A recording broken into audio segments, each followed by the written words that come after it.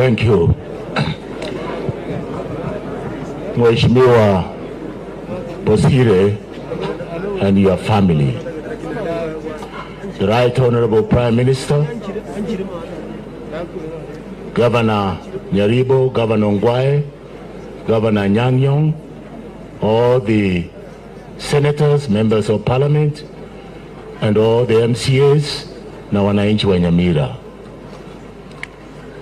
Yangu kwa kawaida ni machache, lakini ukichokosa mzee kidogo kutoka mahali ameketi, ataongeza mawili matatu juu yake. Kwa leo nimekuja kusema pole sana. I've had an occasion to discuss with you as a family, and I listened very carefully when you were giving your eulogy here and your children. I could perceive and see the pain you are going through, and you are almost telling us that there is a gap that has been created in your life. You even went to an extent of telling us that you are in a very strange situation. What I picked from that message, our first duty and responsibility is to try and bring you up from a strange situation to a normal situation. That's why when Mama Jane slept, she was a very staunch Christian. And you remember, I did mention, and thank you, Pastor, for that opportunity you gave us. I did mention that she did her part as a Christian. She has now gone to sleep. And I told you, Psalms 116, verse 15, says, precious in the eyes of the Lord is the death of his faithful servants. She's been a faithful servant to the Lord. She's gone to sleep. I think precious in English terminology, and you're very good in English, is something that has no value. You cannot assign a value to it.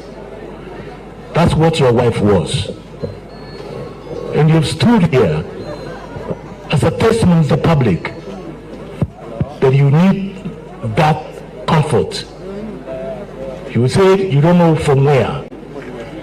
But I also know, because we must come and encourage you. I also know that in this troubled situation you are in, and again I said, in Isaiah 26 verse 3, it's clear this tells us, when you are in this kind of a strange situation, the Lord says he will keep you in perfect peace, whose mind is stayed on you because he trusts you. And I think that's what I want to leave that message to you now. In his perfect situation. And I would have gone further, like Paul himself, at that strange moment when he was sick and he was feeling the kind of pain you are feeling today. He quoted in 2 Corinthians 12 verse 9, my grace is sufficient for you, for my power is made perfect in your weakness. This is the weakest moment you are in, brother, and we want to wish you well.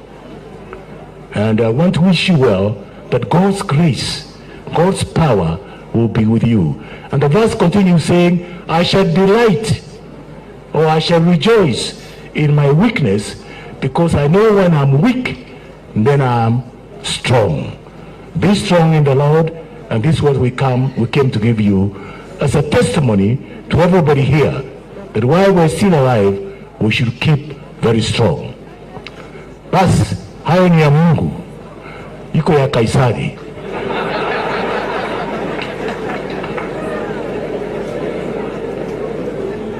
Montegerere ngora sana.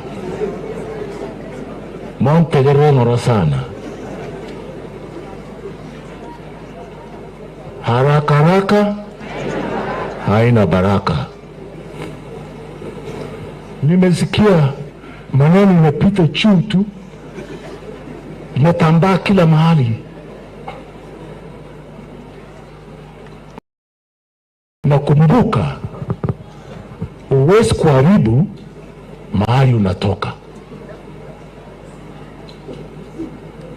Lazima ukijonga boma yako, usiharibu boma yako mahali unatoka. Bosire, you have been a faithful member of ODM party. You have been a very strong pillar.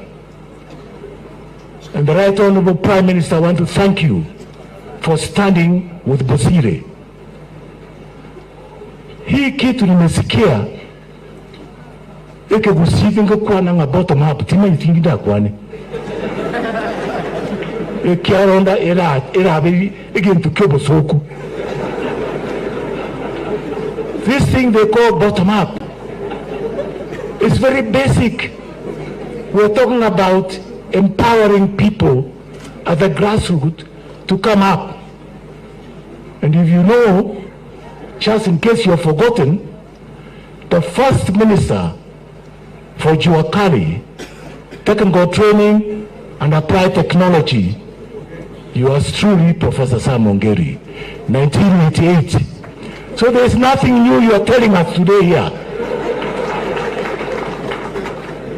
There's nothing new about this bottom-up approach.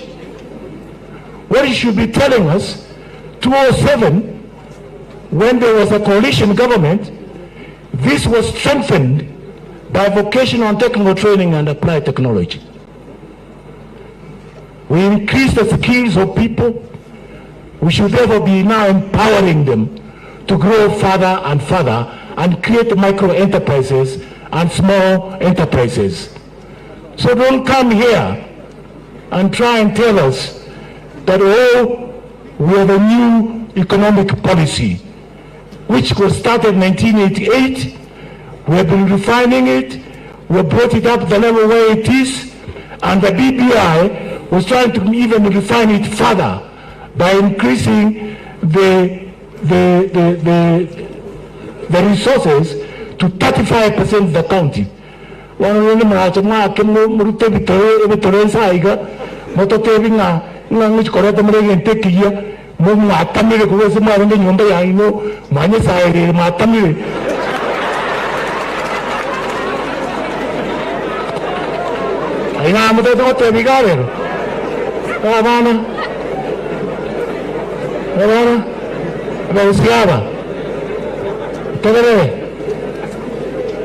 Mosaria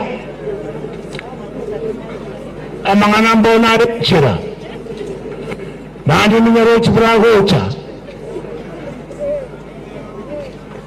omrende tutagete tonyore tutambe kuchibosyo ke monta kyore bibaga dio tinagatigati kola bande matamile. Thank you, Father. Thank you, Baba. Your handshake, these people were shaken to the core. They didn't know what to do. The handshake brought unparalleled peace to this nation. You cannot bargain against peace. There's no way you can bargain against peace. Peace is the hallmark of everything. Instead of saying thank you to these two great leaders, you are busy trying to speak some other languages hapo nje ambayo hata ipeti haingii. My advice, sincere advice, there is unity in diversity. Let's collect ourselves together. Let's move together with one purpose, one intention. We have been given the leadership. We should follow. All other things are peripheral. They don't add up. Let's follow the path which has been charted out by our top two leaders, and I'm sure we shall be able to achieve the lasting peace.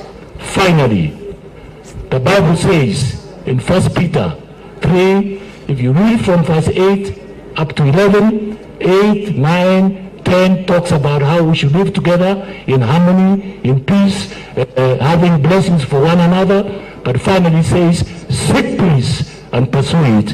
And I think, Baba, you are seeking peace and you are pursuing it, and we shall be behind you to seek that peace and pursue it. God bless you.